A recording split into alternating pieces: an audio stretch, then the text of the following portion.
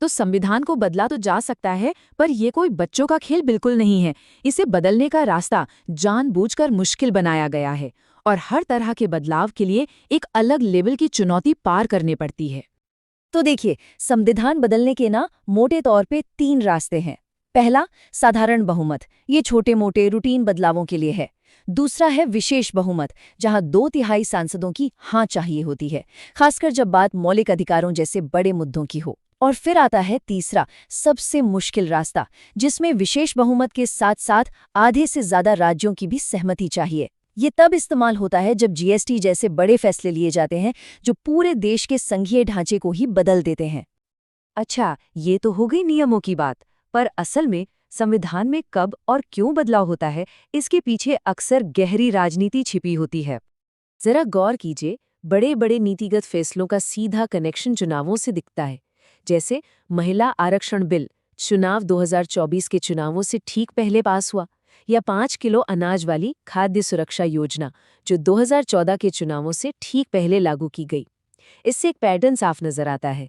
ये फैसले जितने जनता के लिए होते हैं, उतने ही राजनीतिक टाइमिंग के हिसाब से भी होते हैं।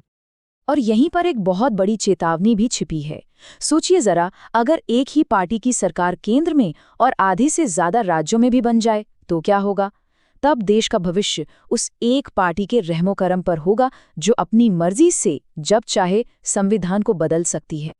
और खतरा सिर्फ इतना ही नहीं है, सोचिए सबसे बुरा क्या हो सकता है। एक बहुत ताकतवर पार्टी सैद्धांतिक रूप से आर्टिकल 368 को ही खत्म कर सकती है, मतलब संविधान को बदलने के नियम को ही बदल सकती है।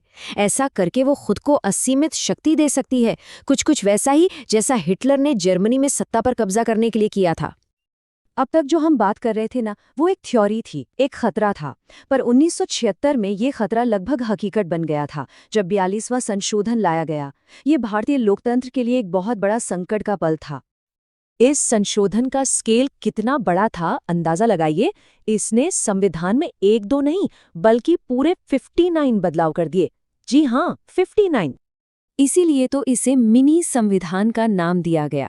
और क्यों न कहें, इसने तो सब कुछ ही बदल डाला था।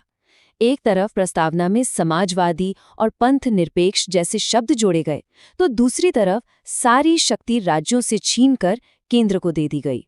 प्रधानमंत्री कार्यालय को बेहिसाब ताकत मिल गई और अदालतों की न्यायिक समीक्षा की शक्ति को कम कर दिया गया। मतलब लोकतंत्र का पूरा संतुलन ही बिगड़ गया था। लेकिन इस संकट के बाद सरकार बदली और लोकतंत्र की जो गाड़ी पटरी से उतर गई थी, उसे वापस लाने के लिए 44वां संशोधन लाया गया। ये एक तरह से बहुत जरूरी डैमेज कंट्रोल था। तो इस संशोधन ने क्या किया? इसने एक एक करके 42वें संशोधन की गलतियों को सुधारा। लोकसभा का कार्यकाल वापस 5 साल कर दिया गया। राष्ट्रपति को ये शक्ति मिली कि वो कैबिनेट की सलाह को एक बार पुनर्विचार के लिए लौटा सकते हैं, और इमरजेंसी लगाने के लिए आंतरिक अशांति जैसे गोलमोल शब्द को हटाकर सशस्त्र विद्रोह जैसा ठोस कारण जरूरी कर दिया गया। इसी 44वें संशोधन ने एक और बहुत बड़ा काम किया। संपत्ति के अधिकार को मौलिक अधिकार से घटाकर कानूनी अधिकार बना दिया। अब इसमें फर्क क्या है? फर्क ये है कि मौलिक अधिकार आपसे सरकार भी नहीं छीन सकती, लेकिन कानूनी अधिकार के तहत सरकार जनहित के लिए सही प्रक्रिया के साथ आपकी संपत्ति का अधिग्रहण कर सकती है। तो ये तो हुई सत्ता और राजनीति की खींचतान। लेकिन इन सब के अलावा संशोधनों ने हमारे देश के सामाजिक और भौगोलिक, मतलब सोशल और जियोग्राफिकल ताने बाने को भी पूरी तरह से नया आकार दिया है। चलिए जरा इतिहास में चलते हैं। देखिए, पहले संशोधन से जमींदारी खत्म हुई, 7वें संशोधन से भाषा के आधार पर नए राज्य बने, 18वें ने पंजाब को 3 हिस्सों में बांटा, पंजाब, हरियाणा और हिमाचल, और 36वें संशोधन से सिक्किम भारत का 22वां राज्य बना। ये सब क्या दिखाता है? यही कि हमारा संविधान कोई म्यूजियम में लिखी हुई चीज नहीं, बल्कि एक जिंदा, सांस लेता हुआ दस्तावेज है।